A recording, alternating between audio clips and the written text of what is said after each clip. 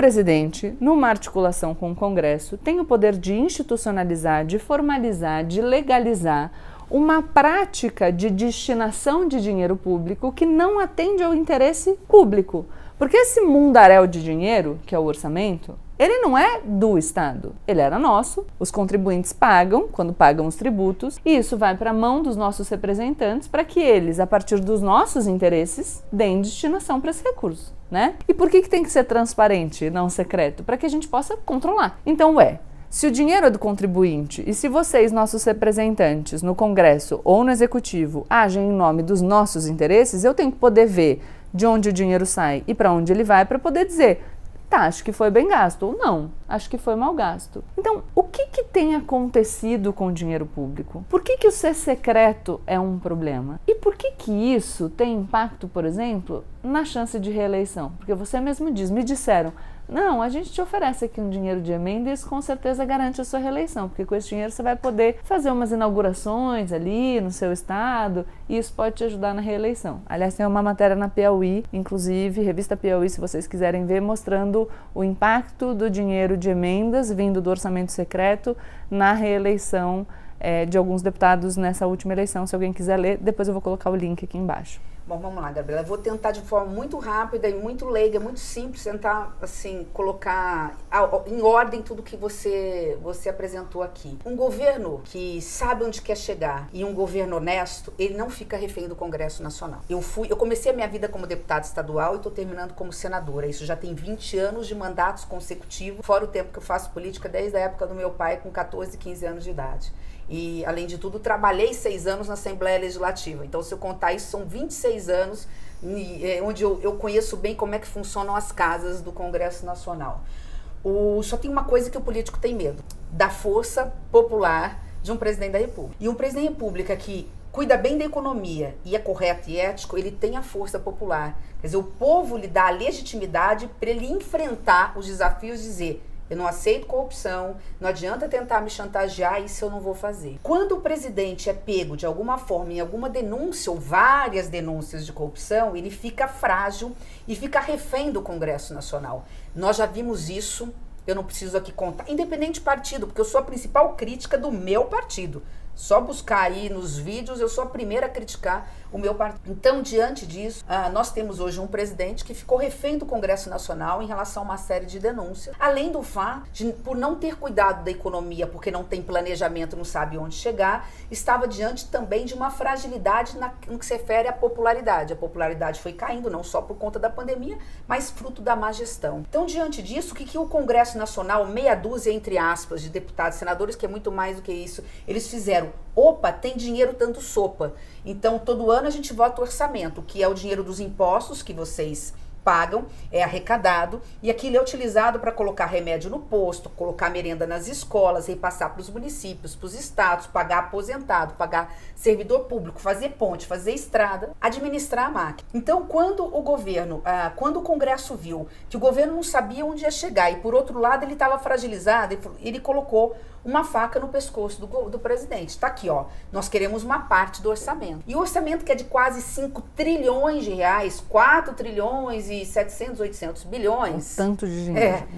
Uma parte, 1,9 vai para serviço da dívida, então sobra quase 2 trilhões de reais. Desse dinheiro todo, uma parte vai para Previdência, outra parte para pagar servidor. Tá tudo muito carimbado, mas sobram algo em torno de 160, alguns falam 140, 180 bilhões de receitas livres.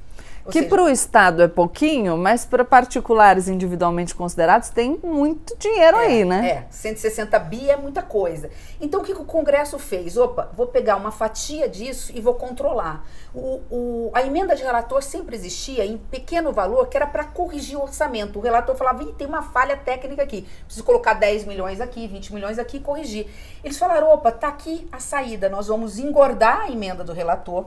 E o relator, combinado com alguns vai direcionar para onde vai o dinheiro, porque eu jogo o dinheiro lá no meu estado, aviso o prefeito que o dinheiro é meu, falo agora eu quero voto. O problema começa por aí. Primeiro, que o orçamento, quem tem que cuidar é o executivo. Ele que sabe onde o calo aperta, onde estão os problemas. Segundo, que aí você teve hierarquia de parlamentares, uns tem, outros não tem, já viola o princípio da igualdade. Mas é mais grave do que isso, porque é um orçamento que ele é secreto justamente porque você não sabe qual é o parlamentar que mandou dinheiro.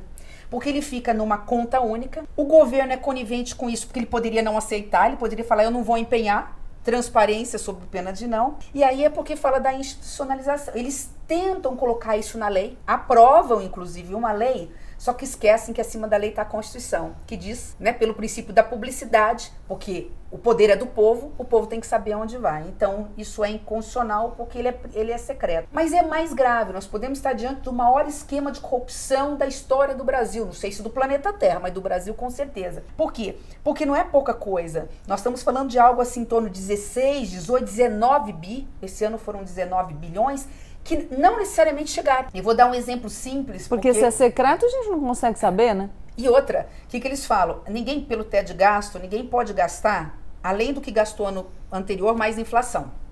Então, o que os prefeitos fazem no final do ano, né? Ou governadores?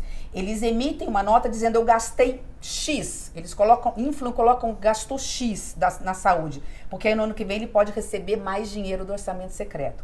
Esse dinheiro vai para os municípios, normalmente os menores municípios onde não tem televisão, onde não tem, né, para ninguém ver. E ali ele pode emitir uma nota falsa de serviços que não foram executados nem 1%. Dou um exemplo muito simples do interior da Bahia, que a revista Piauí denunciou, né? Um município de 35 mil habitantes disse que no ano anterior, para receber muito dinheiro, extraiu 540 mil dentes da boca de 35 mil cidadãos. É como se tivesse retirado 14 dentes de todos os cidadãos daquela cidade, desde o bebezinho até o idoso de 90 anos, que às vezes nem tem mais todos os dentes. Então, é óbvio que esse serviço não foi executado. O que é mais grave, quando ele vai receber esse dinheiro, ele vai falar o seguinte, ó, manda agora o dinheiro aqui, eu emito uma nota dizendo que prestei o serviço, e não é mais aquela coisa da volta de 10%, que lamentavelmente existe, que é a corrupção hoje, que é comum hoje na política. É 100% do dinheiro que é público que foi desviado para o povo, da classe política.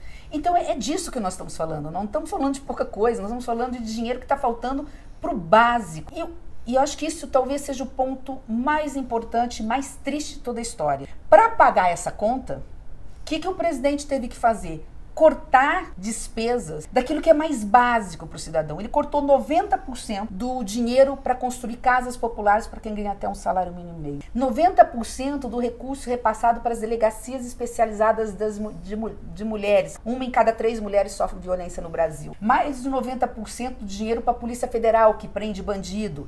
E aí vai, quer dizer, quis cortar 60% da farmácia popular, remédio para pressão alta e fralda geriátrica para idoso. E a gente vai. Dinheiro para merenda escolar. A criança está tomando suco em pó no Brasil, que é um dos maiores produtores de laranja do mundo. Então ele teve que cortar tudo, da casa, da saúde, da educação, tudo para pagar a conta para os parlamentares. E finalizo naquilo que você completou. O que isso tem a ver com a eleição? Tudo. Vai olhar agora no Congresso Nacional os campeões de orçamento secreto, se eles não voltaram para os seus mandatos.